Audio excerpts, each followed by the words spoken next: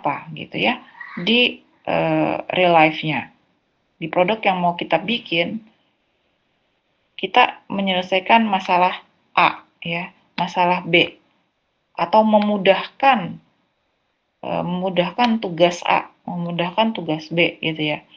Terus kita identify di mana tuh gap-nya. Oke, intinya ada di mana gitu ya si aplikasi atau prototipe yang mau kita bangun itu.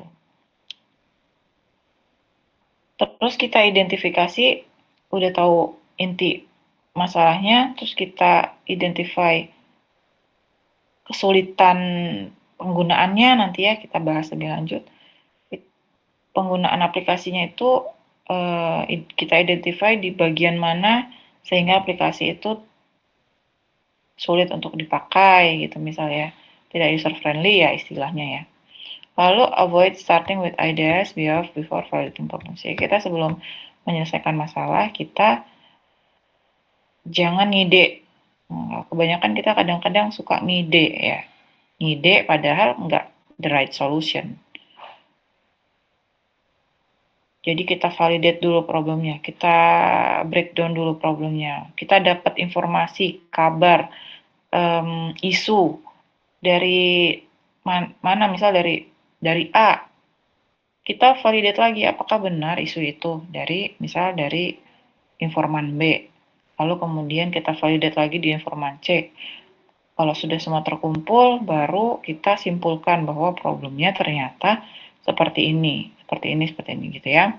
Avoid starting with ideas. Jadi validating problems dulu. Kita breakdown dulu problemsnya itu seperti apa. Kita cari tahu lebih lanjut apakah problemnya itu seperti itu atau bukan. Kita tanya tim lain, misal kalau kita di perusahaan lain gitu ya.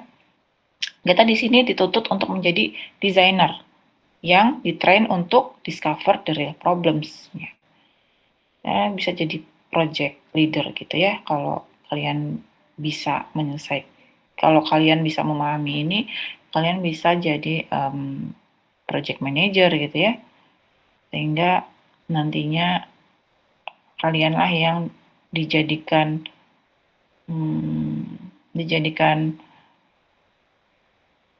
apa ya namanya, the key untuk cari tahu segala hal gitu. Karena kalian tahu SOP-nya, kalian tahu partisipannya seperti apa, kalian tahu gap-nya apa ya, problem sebenarnya apa, cara mengatasinya gimana gitu, sehingga yang engineers-nya, bagian-bagian engineers itu mereka tinggal mengerjakan aja karena mereka udah tahu problemnya dari desainer itu tadi ya.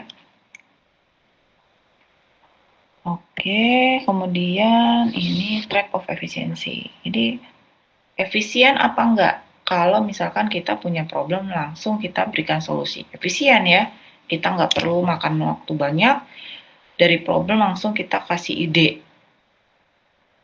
Ketika misal kalian dicurhatin teman atau dapat keluhan dari consumer atau dari manapun, kalau kita nggak benar-benar paham problemnya, jangan never solve the problem, ya. Sebelum kalian benar-benar tahu problem yang sebenarnya. Gitu. Don Norman, never solve the problem, I'm asked to solve. Karena apa? Karena ini, the instinct. The instinct ini yang mendrive manusia untuk hidup ya. Nah, yang mengendalikan insting ini apa? Disiplin. Karena kita sebagai manusia selalu punya naluri insting yang kadang-kadang kita sendiri nggak sadar ya, nggak aware. Oh, ternyata tadi saya seperti ini, nggak sadar gitu ya, karena udah instingnya. Nah, gimana untuk menghandle si insting itu dengan disiplin? Disiplin misal kesiangan bangun, disiplin bahwa jam segini harus ada alarm jam 5, jadi saya bangun. Nah, insting tadi didrive oleh kedisiplinan, jam 5 bangun, sehingga ketika alarm nggak bunyi, kita dengan otomatis bangun di jam 5, karena kita udah didrive tadi dengan disiplin yang setiap hari. Gitu. Nah, gimana? Kenapa kita nggak boleh never solve the problem ya? Karena ini, 3 ini teman-teman. Instingnya manusia ketika dapat problem itu rush to execution, langsung pengen mengeksekusi, memberikan solusi dari problem tersebut tanpa dia cari tahu lebih dalam tentang problem yang diberikan gitu ya. Dia langsung, oh saya punya masalah ini, oh itu mah solusinya ini, gampang aja gitu ya. Saya punya masalah, misal adik saya nggak mau bicara atau orang tua saya marah-marah terus gitu ya. Oh mungkin kamunya aja yang nggak nurut seperti itu ya. Kamu kurang uh, ngayomin adik kamu gitu ya. Kita langsung rush to execution. Padahal problemnya nggak di situ gitu ya. Ketika dicari tahu lagi ternyata seperti itu karena hal-hal lain yang kita nggak tahu kalau kita nggak ngulik gitu ya, nggak ngulik lebih dalam. Rush to execution karena buru-buru ya. Manusia itu sifatnya terburu-buru ya. Apapun itu, manusia itu sifatnya terburu-buru kecuali yang udah terbiasa menghandle dirinya sendiri gitu ya. Jadi calm. Lalu yang kedua, fokus on how. Ketika kita dapat masalah dan seperti dituntut untuk menyelesaikan masalah, insting kita langsung mikir how, gimana menyelesaikan masalahnya. Tanpa menanyakan lebih lanjut tadi ya. Langsung how, gimana, oke, kamu harusnya begini gitu ya. Langsung fokus on how, bagaimana menyelesaikan masalah ini. Bagaimana saya berangkat kuliah pagi, nggak ada motor, ya bagaimana gitu ya. Langsung tuh, bagaimana saya menyelesaikan tugas ini. Padahal saya nggak punya laptop untuk mengerjakan. Gimana? Padahal kalau di breakdown lebih lanjut di sebelahnya, focus on why, kita akan tahu tuh root cause-nya apa. Nanti kita bahas why-nya lagi ya, kalau kita disiplin untuk menerapkan itu di kehidupan sehari-hari. Lalu yang ketiga apa intinya? Ada industrial design mindset. Kalau ini untuk produk, kita selalu mindset kita itu industri. Gimana industri itu punya untung banyak. Gimana penjualan meningkat. Gimana produk kita ini bisa diproduksi dengan masif gitu ya. Industrial mindset gitu. Padahal kalau kita ada di posisi designer UX, user experience position gitu ya, kita harus disiplinnya ketika rush to execution, kita handle dengan investigate the premise. Ketika kita dapat problem, kita breakdown, kita tentukan inti dari problem yang diceritakan tadi. Apa sih inti sebenarnya dari problem yang diberikan tadi gitu ya. Investigate lebih dalam. Lalu fokus on why. Kenapa masalah itu terjadi? Kenapa bisa terjadi di waktu tertentu misalnya? Kenapa kenapa alasannya ya karena A. Kenapa A terjadi gitu ya? A terjadi karena B. Terus B, kenapa B ini bisa terjadi? Jadi why terus tuh sampai akhirnya menemukan titik di mana nggak ada lagi why-nya. Oh ternyata dari sekian banyak alasan, why yang paling utama adalah yang terakhir di bawah nanti ya. Nanti ada slide-nya, saya jelaskan langsung studi kasusnya. Kemudian yang terakhir, human centered design mindset. Jadi kita harus selalu berpikiran bahwa ini semua untuk user. User senang produk kita naik profitnya ya. User puas, rating kita tinggi gitu ya. Jadi ketika kita ada di posisi desainer tadi, kita harus memposisikan kita user, kita adalah user. Suka nggak ya user kalau saya buat seperti ini gitu ya? Bisa nggak ya user kalau navigasinya alurnya seperti ini gitu ya? Kalian bisa banyak melatih dengan ya, kalau kalian kan banyak sudah pakai aplikasi ya, segala hal sekarang semuanya sudah by aplikasi. Kalian bisa sebelum kalian mendefine new product, kalian bisa teliti atau observe sendiri aplikasi apa yang kira-kira kalian pernah pakai atau kalian suka pakai, tapi ada momen dimana titik dimana ini tuh harusnya nggak kayak gini gitu ya. Nah itu that's the problem gitu ya. Harusnya tuh ini tuh seperti ini loh aplikasi. Nah nanti mungkin kalian bisa mengembangkan aplikasi yang harusnya yang kalian bayangkan tadi gitu ya. Harusnya seperti itu tapi di aplikasi yang sebelumnya nggak ada. Nah itu nanti ada gap-nya di situ.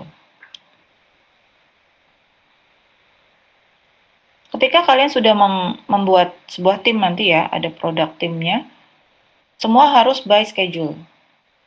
Kalian tentukan schedule-nya. Nanti kalau yang tugas hari ini, kalian cuma menentukan problem, lalu objeknya siapa, ya partisipannya siapa. Nanti yang ke depan, kalau sudah benar-benar masuk ke project, kalian sudah harus on schedule. Schedule ini harus jadi dalam berapa bulan. Minggu pertama apa yang dilakukan, minggu kedua apa yang dilakukan, sampai akhir prototipe selesai gitu ya. Jadi nanti kalian harus membreakdown jadwalnya dan harus logik ya, harus sesuai dengan capaian yang akan diselesaikan gitu ya.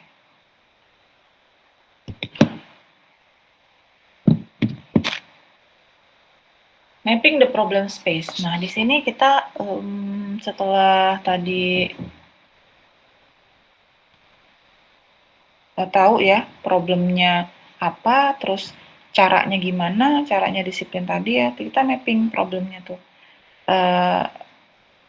problem space-nya ya. Nah, kalau di sini kita lihat bahwa marketing assumption-nya tuh user meninggalkan browser karena ada fitur yang nggak sesuai atau ada yang error, ada yang lag gitu ya.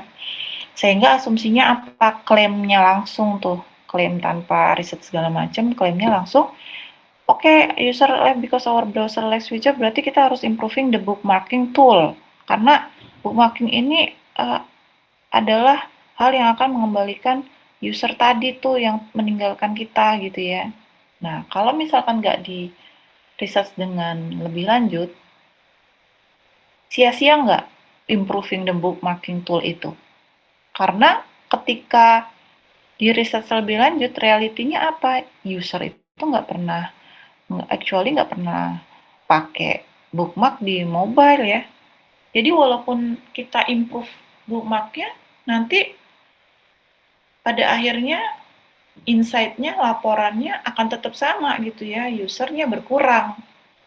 Padahal udah improve bookmark tool, ternyata bukan itu solusinya gitu ya.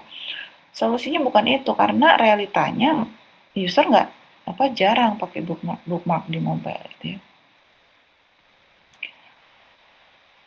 Nah ini, teams often optimize features that users don't need. Kadang-kadang kemarin minggu lalu udah saya pernah tanya ya, waktu diskusi kita ya, ada nggak aplikasi yang kira-kira harusnya menu itu atau fungsi itu nggak ada di aplikasi itu, tapi mereka masukin gitu ya, masukkan ke situ. Karena karena sudah agile era, udah kompetitor udah banyak, sehingga mereka kayak semuanya mau dimasukin gitu ya. Padahal bukan itu gitu ya. Yang dimau oleh user tuh bukan itu, tapi mereka memang dari waktu ke waktu selalu meningkatkan fitur mereka, meningkatkan fungsi dari aplikasi mereka. Padahal user nggak butuh, itu udah cukup gitu ya, user tuh nggak butuh yang aneh-aneh gitu. Articulating the problem space prevents hill climbing.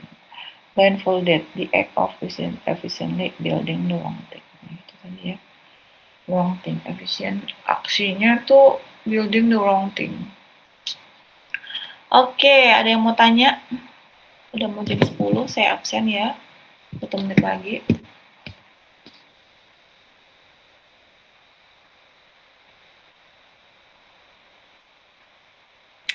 Udah ada 36 orang ya. Ada yang belum masuk nih kayaknya.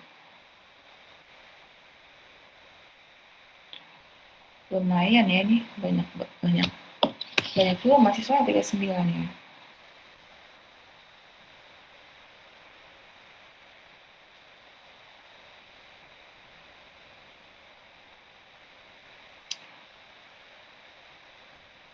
Oke, saya absen ya, teman-teman ya. Adam Al-Ghifari Nusantara. Hadir, Bu. Adinda Miftahul Jannah. Hadir, Bu. Abli Rasyad. Hadir, Bu. Ahmad Rifa Fahrezi. Hadir, Bu. Anggita Septianti. Hadir, Bu. Atika Adira Deslita ya. Hadir, Bu. Aura Alia Rinjani. Hadir, Bu. Clara Ramadhani Putri. Hadir, Bu. Deswita Cecilia Sinaga. Hadir, Bu. Zikra Haidar Gifari.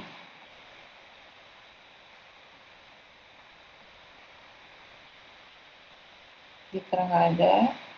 Zikra kemana ya? Kayaknya udah berapa kali nggak masuk deh di kelas lain. Elman Hatidraha. Elman ada.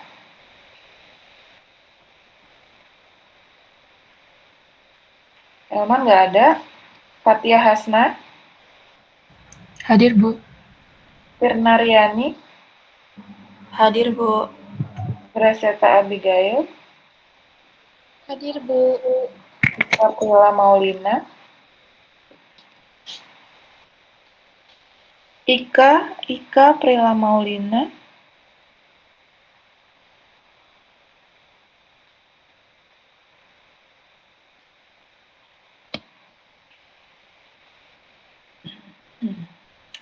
Halisa Nailah.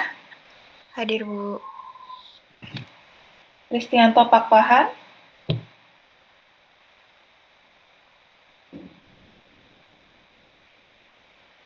Kristianto Pakpahan.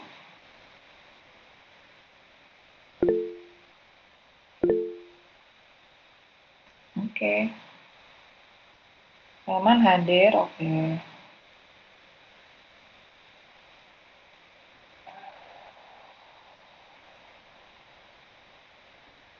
Muhammad Raihan Zafier. Hadir, Bu. Najwa Sifa. Hadir, Bu. Nasya Aurelia. Hadir, Bu. Naufal. Hadir, Bu. Naizila Putri. Hadir, Bu. Novian Adnanta.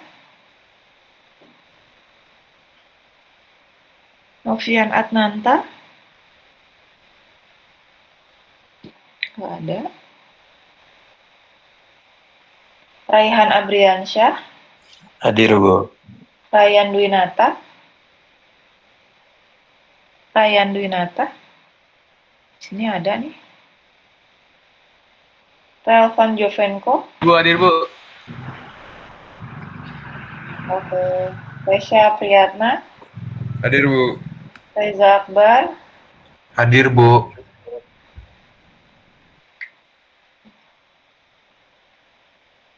Ripka Natasha.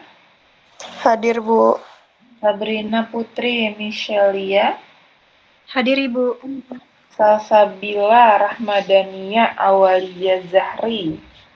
Hadir, Bu. Sarah Nur Adiesti. Hadir, Bu. Sazia Syahada. Hadir, Bu. Safira Silvestri Maulidia.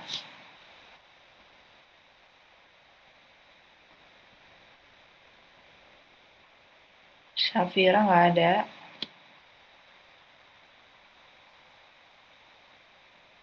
Tesalonika Teresia Cynthia Kasih dulu. Panjang ya namanya Tesalonika. Tivania Tanusaputra. Hadir, Bu. Carol Malvin Clifford Mirah.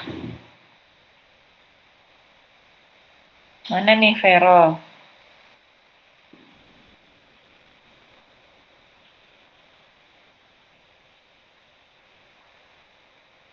Zahra Hilma.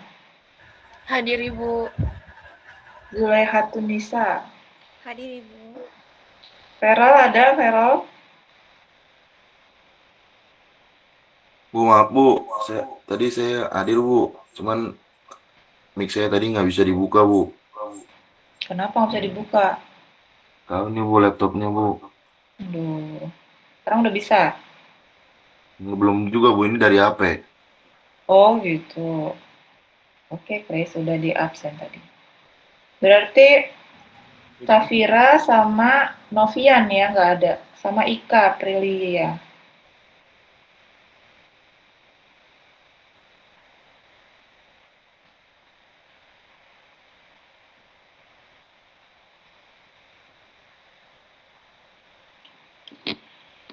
Oke, kita lanjut ya.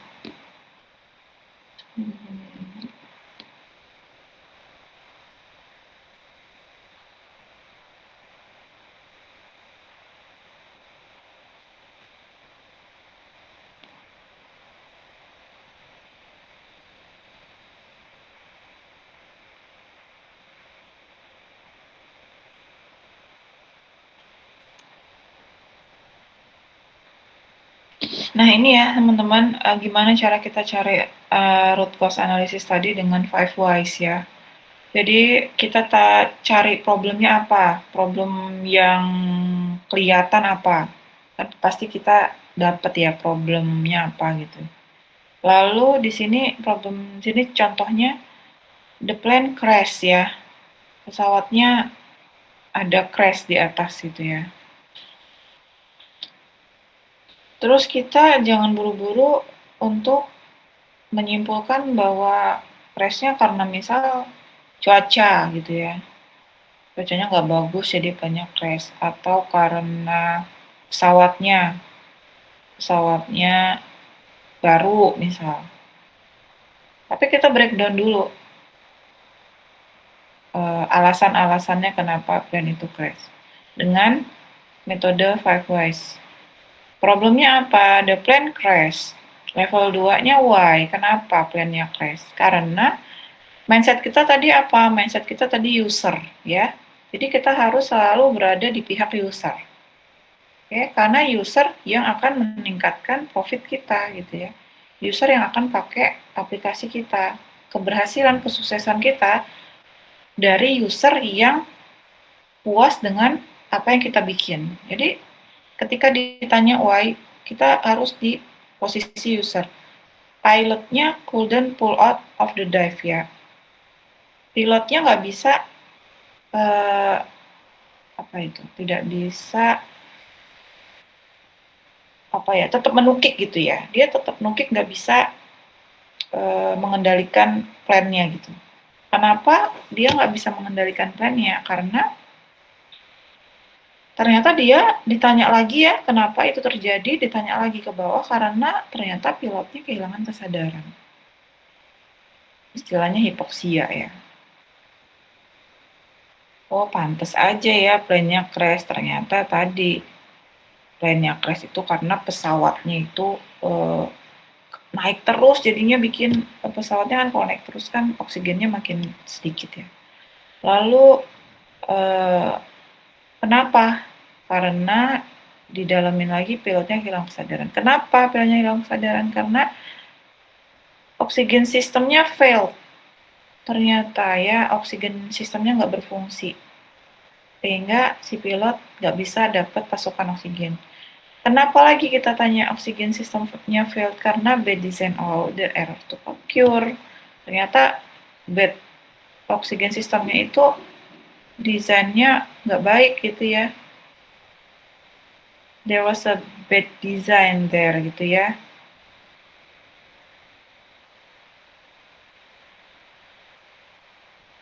Jadi kita nggak bisa selalu menyalahkan personal ya. Kadang-kadang kita salah tuh karena banyak faktor, bukan melulu karena personnya gitu ya. Kalau di sini don't stop at human error gitu. Human error karena apa? Pasti ada dong alasan human itu error gitu ya. Entah dari eksternal ya, dari luar ya, entah dari kesehatan atau dari faktor yang lain gitu ya. Sehingga sistem human-nya nggak berfungsi dengan baik. Human error is usually a design error. Kalau sekarang karena kita udah banyak tools ya, kita dipenuhi oleh tools-tools yang memudahkan hidup kita, sehingga ketika tools itu error, human-nya juga error gitu ya. Maka seharusnya ketika kita punya tools yang bagus, sistem yang bagus, kita tetap harus punya, ini nggak saya sampaikan tadi ya di 2 kelas sebelumnya gitu ya. Tapi ketika kita punya alat aplikasi yang bagus, itu nggak serta-merta kita menurunkan knowledge kita gitu ya teman-teman. Ketika tools bagus, kita tetap harus meningkatkan knowledge kita agar beriringan dengan tools itu. Jangan semuanya kita sandarkan kepada tools ya. Ketika tools itu nggak bagus, terus gimana? Kita harus gimana? Apalagi kita sekarang ada AI, ada ChatGPT ya. Kita harus bisa pakai. Itu kita mau nggak bisa mengelak dari yang namanya automated system ya. Dan kalian pasti sudah sering sekali menggunakan AI ya, ChatGPT, ada lagi aplikasi lain untuk bikin aplikasi misalkan, terus ada lagi bikin desain ya. Kalau kita nggak bisa menggunakannya dengan baik gitu ya, kita malah jadinya akan menurunkan knowledge kita gitu ya teman-teman. Jadi sembari toolsnya bagus, kita juga tetap harus meningkatkan kemampuan kita. Jadi kita bisa pakai tools itu dengan baik dan bijaksana gitu ya intinya.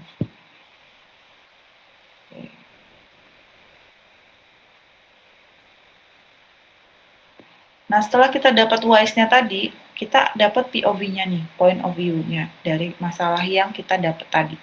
Si plane crash tadi, problemnya kan si pesawatnya crash ya. Crash tuh ya crash ya.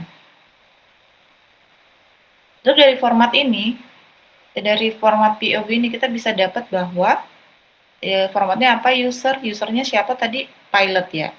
Pilot needs a way to apa need-nya. Ini yang akan kita cari need-nya. Because-nya apa? Because-nya tadi kita dapat yang paling bawah. Bad design allow the error to occur. Ternyata ya, berarti because bad design of oxygen system ya.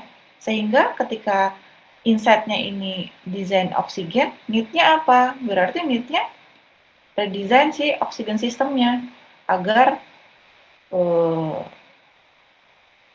dipahami atau dimengerti oleh si pilot tadi ya, tidak memunculkan kepanikan. Misal mungkin oksigen sistemnya ada ditempatkan di pojok bawah yang dia sulit mengambil gitu kan, susah ya desainnya. Padahal situasinya sedang panik misal, dia tidak bisa berpikir dengan jernih misal gitu ya. Atau desainnya ada kecil, nggak kelihatan gitu ya. Nah, kita harus tahu itu nantinya dengan riset lebih lanjut. Di sini ada lagi example-nya, misal problemnya student miss deadline ya. Mahasiswa itu bingung sama deadline yang banyak gitu. Campur baur di mana-mana. Insight-nya apa? Yaitu ya, merasa overwhelmed ya, merasa apa ya kalau overwhelmed itu? Apa ya teman-teman? Tahu lah ya overwhelming gitu ya. Karena merasa apa ya? Merasa kewalahan gitu ya. Karena academic information-nya tuh bersebaran gitu. Enggak jadi satu di tempat yang bisa gampang dicari gitu. Nah, POV-nya apa? POV-nya berarti dari usernya siapa? Active students, needs a way to, need-nya apa?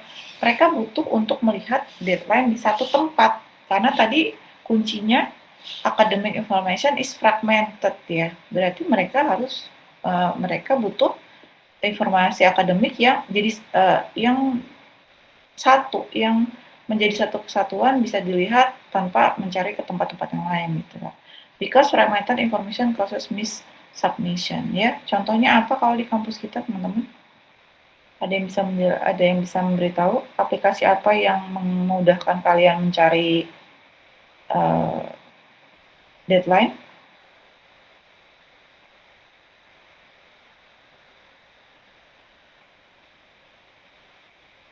Sepi banget ya. Oke. Salah satunya apa? Kalau mungkin kalian ada Siakat ya. Di situ kan udah jadi satu semua informasi mata kuliah ya. Ada lagi apa? Leads. Kalian bisa buka Leads kan? Nah, di situ kan semua materi, tugas ya, ada di situ semua. Sehingga ketika kalian cari informasi, saya mau cari tugas riset gitu ya. Kalian nggak perlu jauh-jauh kemana-mana, cukup masuk ke situ, ada di situ pilih mata kuliahnya apa yang mau kalian cari informasinya, lalu ketemu deh ya, tanpa harus cari tahu ke Fatia misal, cari tahu lagi ke Chris gitu ya, bingung, terus nanti tiap mata kuliah temennya beda lagi gitu ya, sehingga ini solve the problem ya, dari satu aplikasi bisa mencari tahu semua deadline yang kita punya.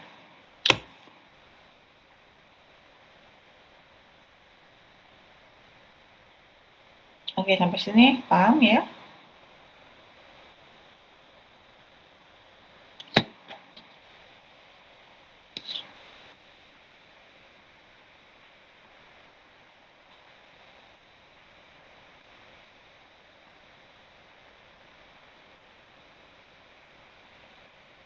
Sebentar.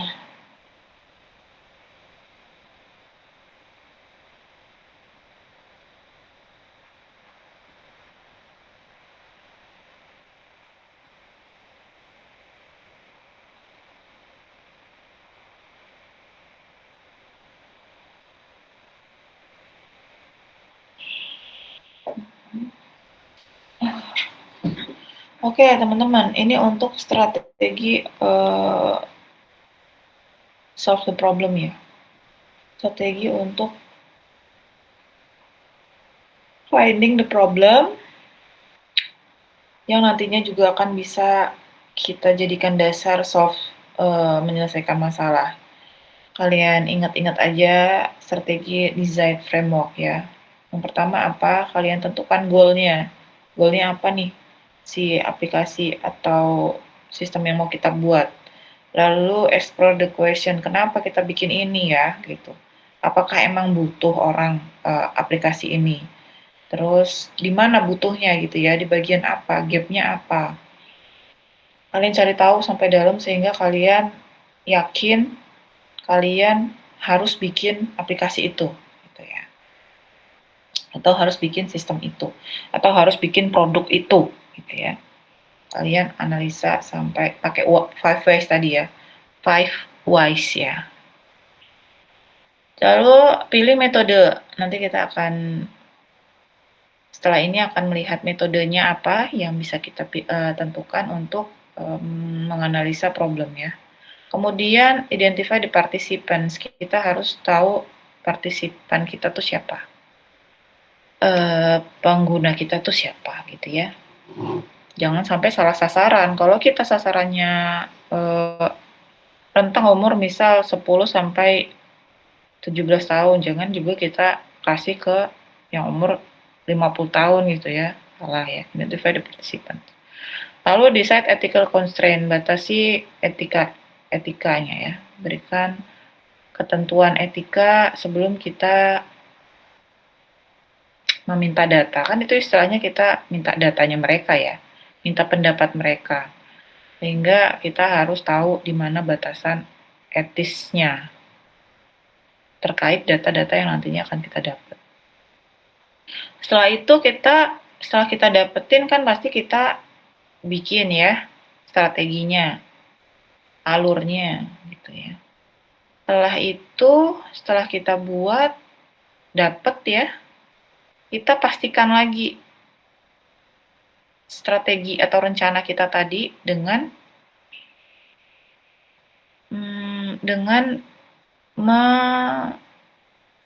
meminta pendapat dari user lagi gitu ya. Apakah yang rencana yang kita buat itu sudah pas atau belum?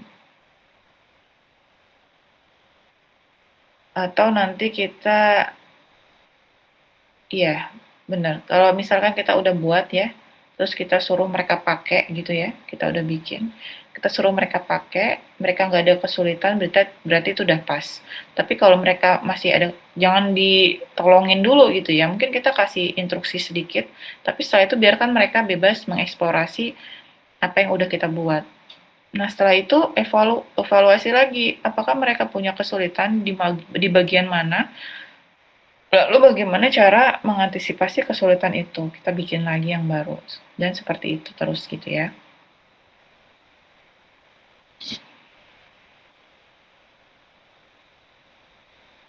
Ada yang mau ditanyain teman-teman sebelum masuk ke metode? Enggak ya? Clear ya, jelas ya. Ini dari mana data-data itu berasal sehingga kita bisa solve the problem dengan baik ya. Kita dapatnya dari prinsip triangulation ini ya. Ada data, ada interview, ada observasi. Data itu dapat dari mana? Data itu dapatnya dari internal ya. Dari penjualan, dari jumlah produk, data-data internal. Kemudian interview kita langsung cari tahu dari user, misal feedback ya. Kita berikan pertanyaan-pertanyaan untuk mencari tahu apakah aplikasi kita sudah bagus atau belum. Lalu dari mana lagi? Dari observasi. Observasi kita tadi benar-benar melihat apakah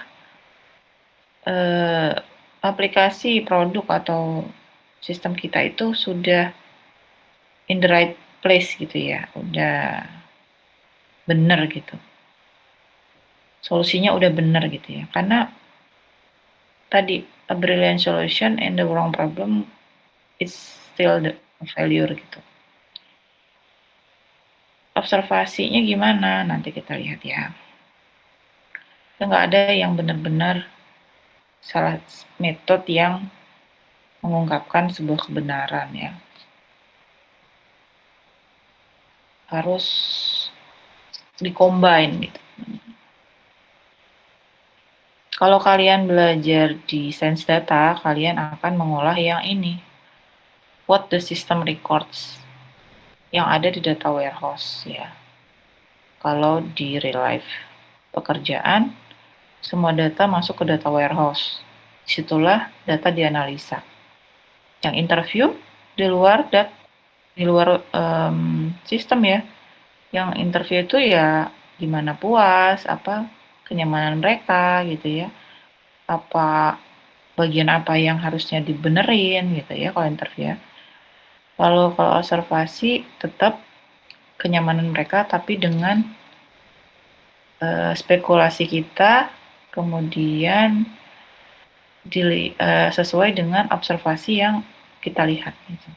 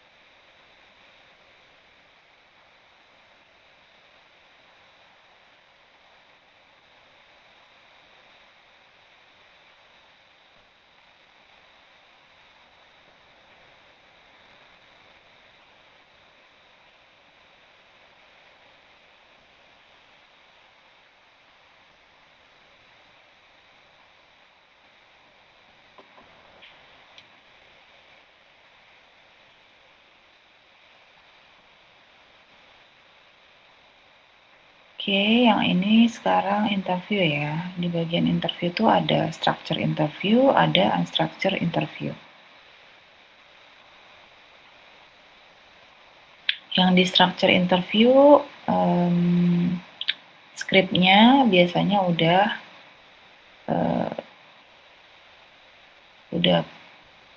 sesuai gitu ya dengan jawaban yang mau kita dapat ya, strict gitu apa ya. Udah terstruktur gitu ya. Kalau yang unstructured itu dia nggak jawabannya itu terserah gitu ya dengan pertanyaan yang akan kita sampaikan gitu. Lebih rich ya, lebih kaya karena kita biasanya kalau ya unstructured kita tanyain pendapat Anda gimana gitu ya tentang aplikasi ini, bagian yang membuat Anda mengulang lagi masuk apa, pasti dia akan menceritakan ya. Terus apa kebutuhan Anda di sini gitu. Nah, kalau yang strict ya itu tadi, misal fitur apa yang Anda sukai gitu ya. Berarti kan jawabannya tentang fitur gitu ya. Fitur A, B, C gitu ya. Terus kalau misal tampilannya udah bagus belum gitu ya. Udah sesuai belum. Tipografinya gimana gitu ya. Structure itu udah structure interview. Jawabannya sesuai dengan ekspektasi yang kita punya. Nah, kalau si unstructured itu enggak. Itu terserah mereka, lebih kaya datanya. Tapi nantinya akan agak effort untuk mengolahnya ya, karena nggak terstruktur tadi ya.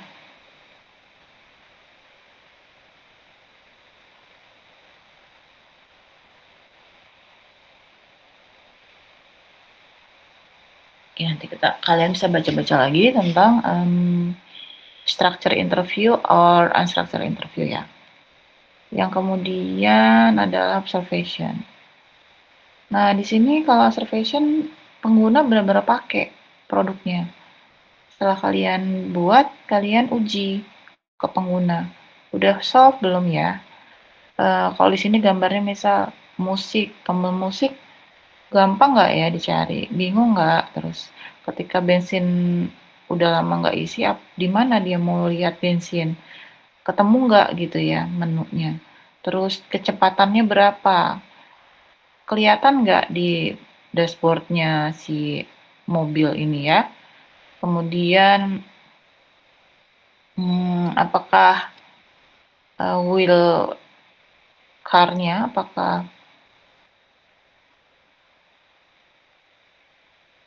setiran untuk menyetirnya ini sudah baik apa belum gitu ya, berat atau enggak gitu. Nah, itu semuanya di observe secara langsung dan kita lihat, kita perhatikan di mana pengguna itu kesulitannya di mana gitu ya. Kesulitannya ada di mana. Bisa juga setelah itu kita tanya kembali, bagaimana, apakah sudah nyaman atau belum? Kita bisa pastikan kembali gitu ya.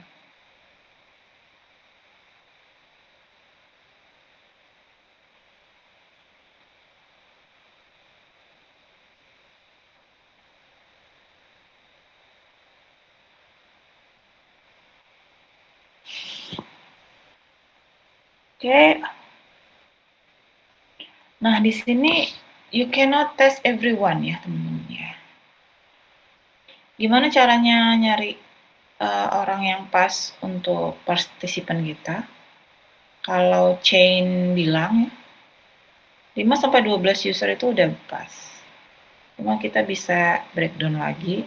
5-12 users ini mencerminkan semua persona gitu ya istilahnya. Misal si A suka makan mie pakai garpu gitu ya. Berarti dia persona A, dia bisa merepresentasikan user yang punya kebiasaan sama kayak dia. Terus yang kedua, makan mie pakai sumpit. Berarti dia merepresentasikan persona yang dengan kebiasaan itu. Nah, kalau misalkan kita bisa ambil usernya dan merepresentasikan semua persona, itu bisa ya 5-12 user. Tapi nanti ada kendala-kendalanya lagi ya. Nggak strict 5-12 karena ada nantinya ada kendala-kendala yang akan terjadi ketika pada kenyataannya gitu, ketika kita melakukan menyebar kuesioner atau penelitian. Nah, ini kalau yang ini monitoring the wild tadi ya, kayak observasi tadi. Atau kita terjun langsung. Kalau kita nggak paham, kalau ini saya andaikan kasusnya misal kita ada di sebuah perusahaan, kita ada di bagian apa UX-nya ya, bagian UX-nya untuk menganalisa alur data, alur kerjanya si sistem. Kita bisa baca ya, SOP-nya kita bisa baca tuh dokumen-dokumennya. Oke, ini sampai sini. Tapi kadang-kadang kita nggak benar-benar ngerti tahapannya dengan hanya membaca ya. Dengan hanya membaca kemudian mendesain. Tapi kita harus benar-benar down to the team gitu ya. Tim yang akan kita selesaikan masalahnya itu tim apa? Misal tim marketing ya. Kita harus tahu cara kerja mereka di situ dengan kita masuk ke dalam lingkungan marketing itu. Kita lihat sendiri, oh prosesnya seperti ini. Oke, ada tahap A, tahap B, yang kadang-kadang di dokumen itu suka nggak sesuai juga ya. Suka nggak sesuai. Dia gap-nya kadang-kadang di situ tuh. Di kenyataan kegiatan dan di dokumen alur suka nggak sama ya, kadang-kadang gitu. Makanya kita harus tahu di real life-nya gimana, di dokumennya seperti apa, lalu apa yang harus kita ambil, tengah-tengahnya seperti apa, dengan cara tadi interview langsung usernya, maunya apa gitu ya, alurnya mau seperti apa. Karena nggak semuanya bisa kita selesaikan dengan dokumen, dengan desain yang bagus, karena nggak semua user memerlukan itu.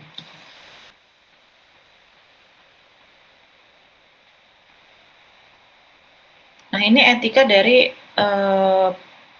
pengumpulan data tadi ya. Setelah ini, minggu depan kita mungkin akan masuk ke desain kuesioner.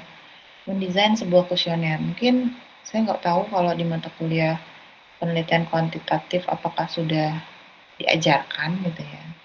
Tapi ini khusus untuk UX karena juga kita untuk riset judulnya ya. Riset nggak cuma untuk desain. Ini kita juga harus belajar cara meriset sehingga mendapatkan desain yang baik. Sebelum kita memberikan kuesioner atau pertanyaan-pertanyaan ya terkait kebutuhan dari pelanggan, kita juga harus tahu etikanya dengan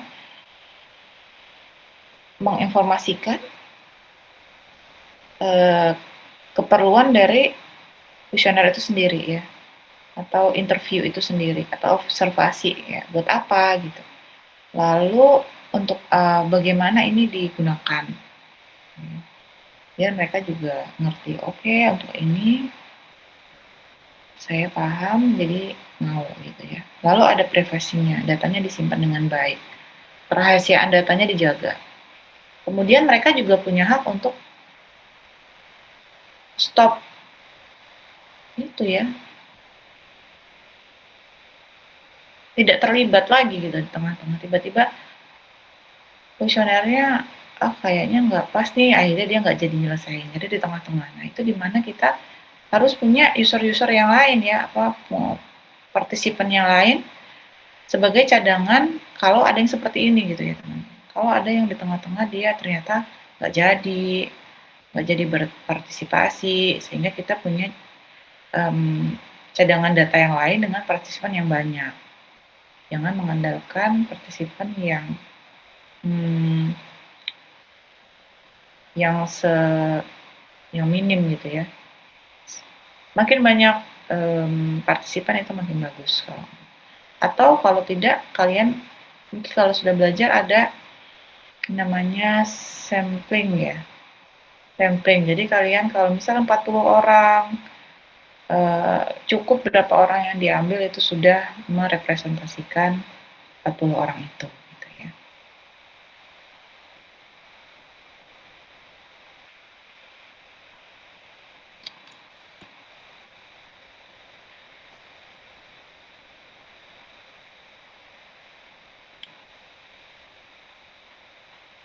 Kemudian tadi ya, kita harus bisa merincikan ya, mendetailkan kebiasaan dari partisipan kita. Kalau di sini misal namanya siapa? Namanya Alex the commuter misalnya. Behaviorsnya apa? Kebiasaannya apa? Dia selalu cek phone, cek telepon tuh setiap 2 menit gitu ya. Entah kenapa dia selalu cek phone 2 menit gitu. Lalu dia pakainya 1 tangan, nggak 2 tangan. Lalu bisa kita cek lagi dia pakai tangan mana, kiri apa kanan gitu ya. Lalu goalnya apa? Ternyata goalnya dia tuh tiap buka aplikasi kita pengennya quick status updates. Dia pengen update, jadinya dia pengen cepet gitu ya. Itu karena dia ceknya tiap 2 menit sekali ya. Mungkin dia influencer mungkin ya. Lalu minimal navigation, jadi navigasinya seminimal mungkin, jangan sampai merepotkan si pengguna. Dia ketika masuk ketika masuk aplikasinya dia langsung kelihatan tuh update status gitu ya. Nggak harus dia masuk dulu ke menu B, menu C, baru dia bisa update status ya. Itu berarti navigasinya nggak minim, tapi lumayan banyak gitu.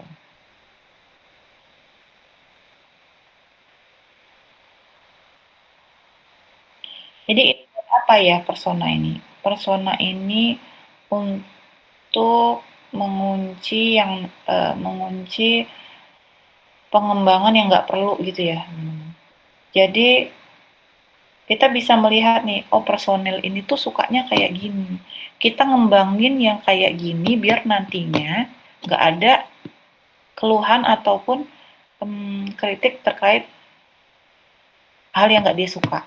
Kita bisa membranding orang itu maunya seperti apa, sehingga yang kita bangun udah sesuai sama dia, pas dilihat udah pas, nggak ada lagi yang dikeluhkan gitu. Jadi tergantung partisipan kita siapa aja gitu. Kalau di perusahaan internal atau di instansi itu mungkin usernya lebih kecil ya, tim-tim tertentu, misal di tim pengembangan pelayanan, atau di tim keuangan, atau di tim SDM, nah, pasti ada hal-hal yang mereka ingin kembangkan, dan ketika mereka mau mengembangkan kan pasti masuk ke bagian pengembangan aplikasi ya. Nah disitulah kita harus tahu siapa yang minta, gimana mereka, kepribadian mereka selama ini, cara kerja mereka selama ini, sehingga pengembangan yang kita buat itu sudah sesuai dengan persona masing-masing.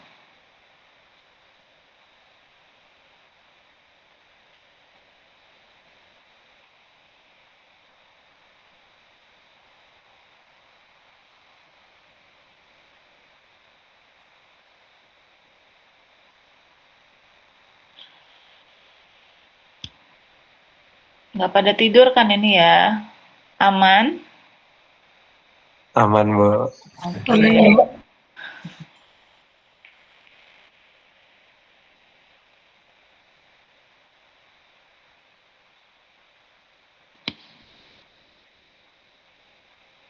Jam berapa nih? Setengah 11 ya. Kita selesai di jam 11. Setelah itu saya berikan tugas ya. Oke, kita lanjutkan dulu. Ini research in the agile era. Jadi tadi kita udah step by step dari cara mencari problem, cara membreakdown problemnya, terus gimana cara mengevaluate problemnya, kemudian ini setelah itu apakah sudah cukup? Enggak, karena kita sekarang hidup di era yang selalu berubah ya, era yang digital ya, era digital, sehingga apapun itu perubahan yang terjadi pasti ada ya. Kalau dulu kan dari awal kita define ya, kita analisa, terus kita bangun, terus kita deploy, selesai. Kalau sekarang nggak bisa. Selesai, kita ulang lagi. Nah, di sini dev track, development track ya. Kalau di real life-nya ada yang namanya iteration zero, research and setup. Disitulah dimana semuanya dibangun sesuai dengan research yang dikerjakan sebelumnya gitu ya. Karena kan sebelum di-build kita harus riset dulu kan. Setelah di-build, apakah selesai? Enggak. Setelah di-build kita riset lagi tuh di tengah-tengah development itu kita bisa riset ulang apa yang salah, apa yang nggak sesuai.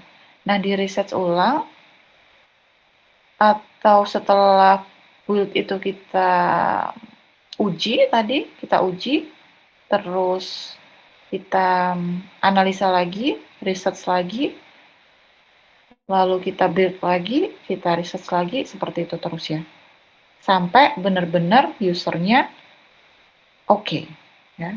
Mungkin di tengah-tengah nanti ada error, ada crash ya, ada yang nggak sesuai, nah di research lagi. Di research ternyata ada filter yang harusnya ada tapi nggak. Kadang-kadang user itu ngidenya di tengah-tengah ya teman-teman.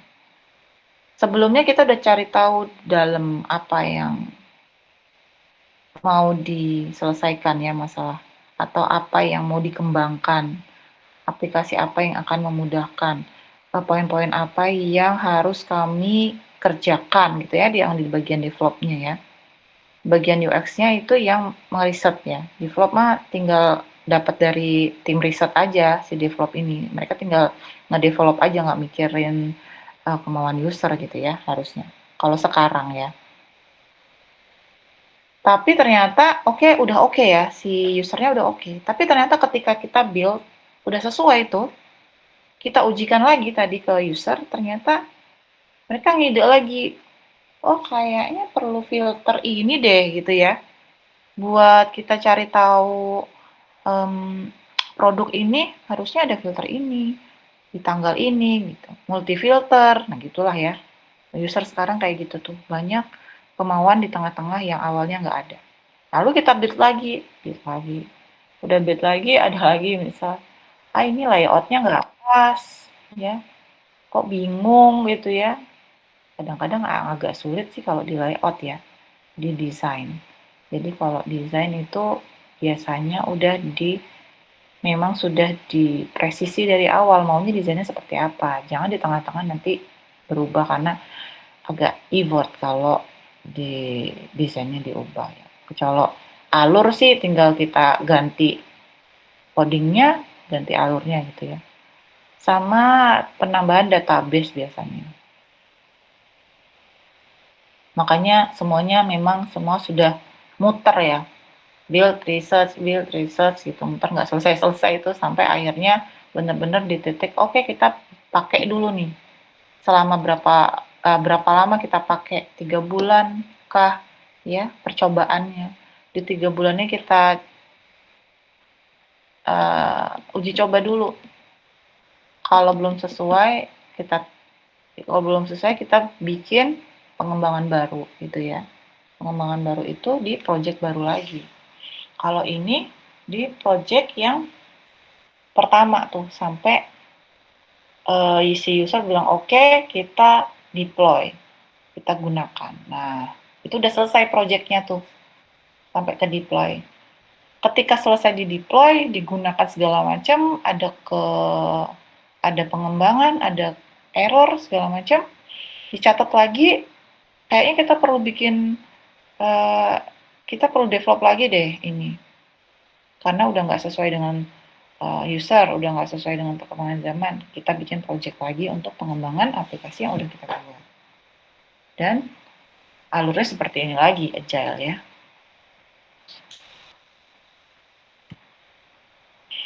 Nah, ini tadi ya, muter aja dia terus. Ide, prototype, testing, observation, ide, prototype, testing, observation gitu terus.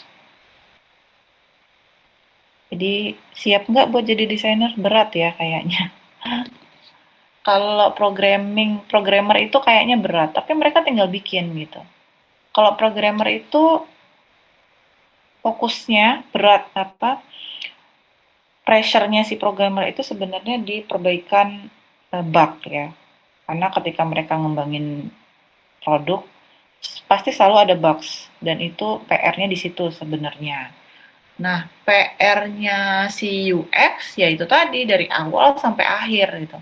Bahkan setelah si programmer ini selesai mengerjakan, hasilnya nanti dievaluasi lagi oleh si project manager ya atau desainernya ini, apakah sudah sesuai atau belum.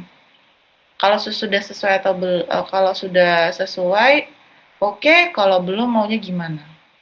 Karena semuanya tadi by schedule. Tadi saya udah bilang by schedule belum sih?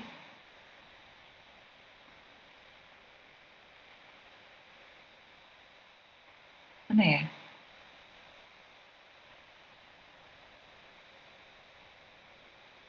Ini ya, yang pertama banget ya.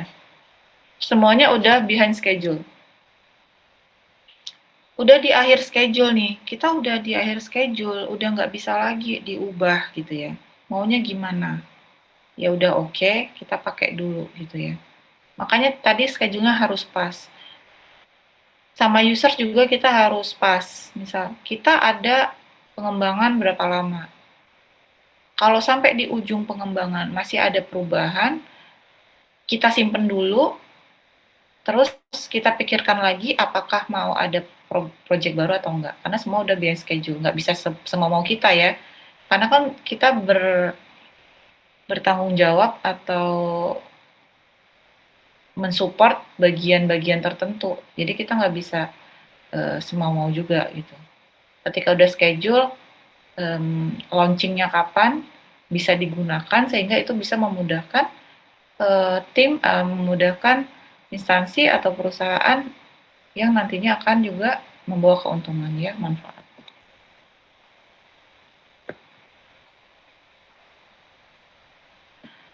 Oke teman-teman, ini udah yang terakhir. Ada yang mau ditanyakan? Sebelum masuk ke kalian nanti di sisa waktu ya, kalau kalian di kampus atau di rumah ya. Ya kalian bisa bikin Zoom sendiri gitu mungkin ya, kalau misalkan lagi nggak di kampus. Kalau lagi di kampus bisa bertemu gitu. Kalian kan ada 39 orang ya, 39 orang bisa banyak ya, 39 tuh berarti kalau dibagi 6 berapa? 5. Dibagi 6. 6 ya. 6 aja ya teman-temannya, biar timnya ada 6. Ada yang lebih, nanti ada yang 7. Kalian bikin tim yang isinya 6-7 orang, yang nantinya di situ saya cari kalian mau bikin produk apa. Kalian mau bikin prototipe tentang apa ya, sistem apa, aplikasi apa. Terus nanti di situ dicantumkan problemnya apa. Kenapa kalian mau bikin produk itu? Kenapa? Why-nya ya. Kenapa kalian mau bikin? Terus setelah dapat problemnya tadi, problemnya di breakdown. Apakah benar itu problemnya? Kan kadang-kadang kita tadi ya instingnya langsung straightforward buat lihat problemnya. Padahal itu sebenarnya bukan real problem. Jadi kalian apply 5-way study untuk tahu benar-benar apakah itu problemnya ya. Kemudian setelah itu kalian tulis POV-nya. Jadi kalau POV tadi usernya siapa, terus kalian cari insight-nya dulu dari 5-way study, kemudian baru kalian tentukan kebutuhannya ya tadi ya. Nah, si kebutuhan inilah si real problem itu ya. Dari usernya siapa, insight-nya apa, mungkin kalian pernah dapat cerita atau kalian pernah punya pengalaman menggunakan aplikasi tertentu atau aplikasi yang biasanya memang kalian gunakan tapi nggak sesuai gitu ya. Terus kalian ngide nih, bikin ide, oh kayaknya asik juga ya kalau bikin aplikasi yang seperti ini gitu, yang A, misal aplikasi A, untuk mengatasi masalah yang biasanya saya hadapi gitu. Kalian tentuin dulu tuh goal-nya. Setelah itu kalian cari problemnya, lalu kalian breakdown lagi jadi 5 whys, lalu kalian tulis lah to POV statement-nya. Setelah itu kalian mini research plan ini ya tadi terdiri dari berarti ya problem statement, POV statement, research objective, research question. Research question ini kalian taruh 5 whys aja ya. 5 whys itu kalian masukin ke situ. Lalu method selection-nya ya, nanti kalian kira-kira untuk bikin prototipe ini butuhnya apa? Apakah cukup data-data yang kalian punya? Misal kalian punya data apa gitu ya? Data dari mana? Misal kalian suka ngulik-ngulik data di Kaggle kah, PS kah, terus dari data itu kalian dapat insight tuh. Dari data ini kayaknya bisa deh bikin aplikasi ini gitu ya. Berarti kalian bisa ambil method selection-nya dari data tadi, kalian olah sedemikian rupa sehingga bisa jadi insight. Lalu kemudian interview. Interview itu nanti dari apa? Dari kalau riset yang mata kuliah ini kita nanti akan menerapkan di kuesioner ya. Kuesioner. Selain dari data tadi, kalian juga akan mendesain kuesioner yang pas untuk pengembangan prototipe kalian ya. Lalu tadi lagi ada observasi ya, setelah itu kita observasi. Nah, kalian tentukan partisipannya siapa, jangan yang susah-susah ya. Yang ini aja, yang apa sih? Yang kira-kira bisa kalian dapetin tuh partisipansnya, jangan saya mau ambil partisipan influencer A gitu ya, susah juga ya.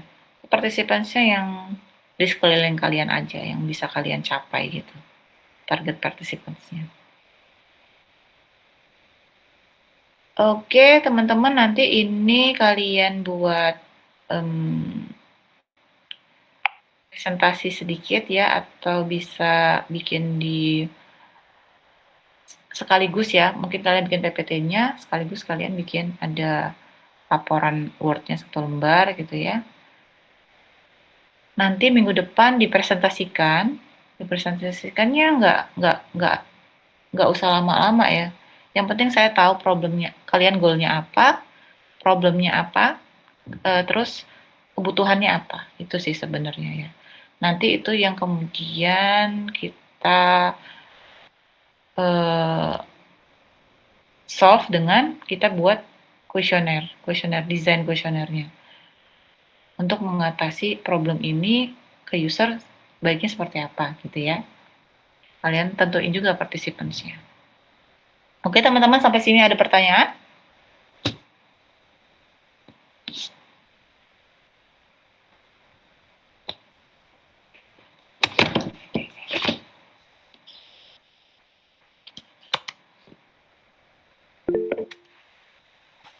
Ibu izin nanya. Berarti memastikan aja berarti tadi deadline-nya minggu depan ya, Pak? Minggu depan. Minggu depan kalian nanya presentasi kira-kira problemnya apa ya.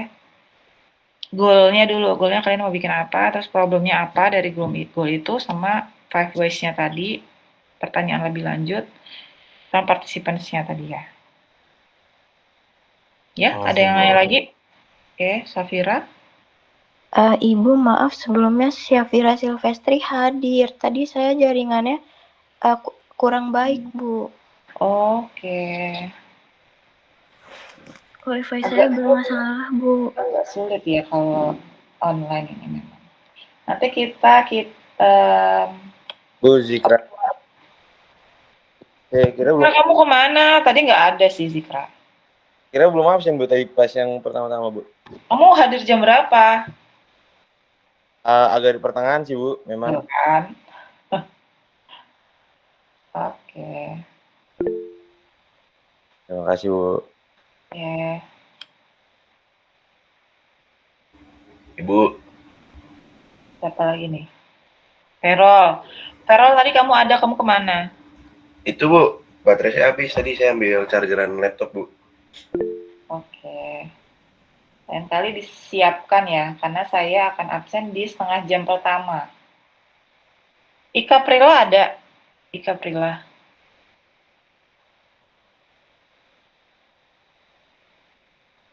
Novian Adnanta nggak ada?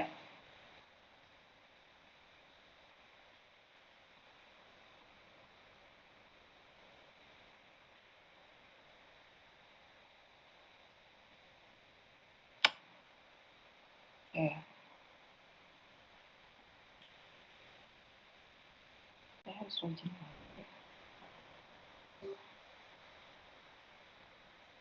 Oke, ada yang bertanya tentang tugas? Kalian buat tim ya. Satu tim tadi 6-7 orang untuk membahas itu, yang nantinya harapannya ini timnya akan sampai akhir. Jadi terstruktur ya.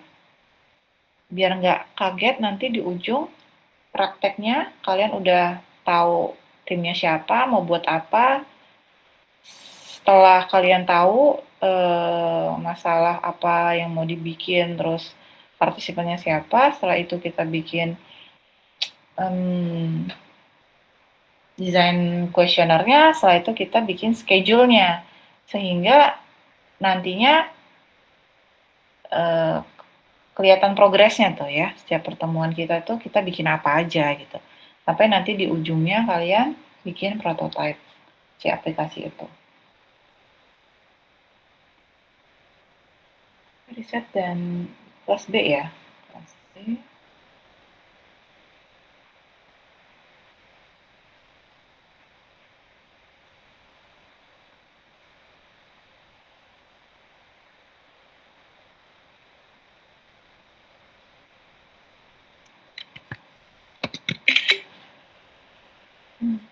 Tadi siapa? Safira ya, Safira dan Ikra.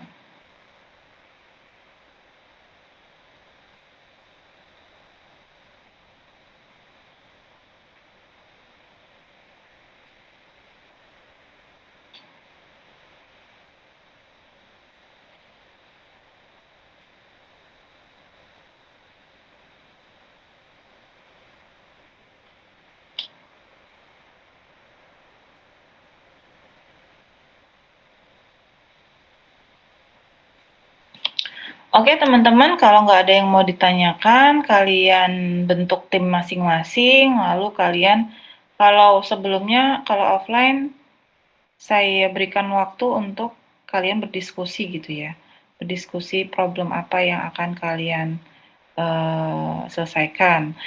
Tapi karena kita online, jadi setelah ini kalian bentuk tim masing-masing, terus kalian mungkin bicarakan di grup WhatsApp, atau bisa bikin Zoom sendiri, atau ketika kalian nanti di kampus, bisa kalian obrolkan terkait materi yang udah kita bahas hari ini ya teman-teman ya. Harapannya minggu depan sudah jadi dan bisa dipresentasikan di awal materi. Oke? Nanti PPT akan saya taruh di Leads, karena ternyata kayaknya di listnya agak rancu ya. Riset tapi isinya ada sense datanya juga. Dan data yang sebelumnya hilang gitu. Oke, kalau nggak ada yang ditanyakan kita akhiri ya teman-teman. Terima kasih partisipasinya hari ini dan kehadirannya. Kita bertemu lagi di minggu depan. Saya akhiri. Wassalamualaikum warahmatullahi wabarakatuh. Waalaikumsalam. Waalaikumsalam. Terima kasih. Terima kasih Ibu. Terima kasih banyak Ibu. Terima kasih Bu. Terima kasih, Bu. Terima kasih Bu. Terima kasih Bu.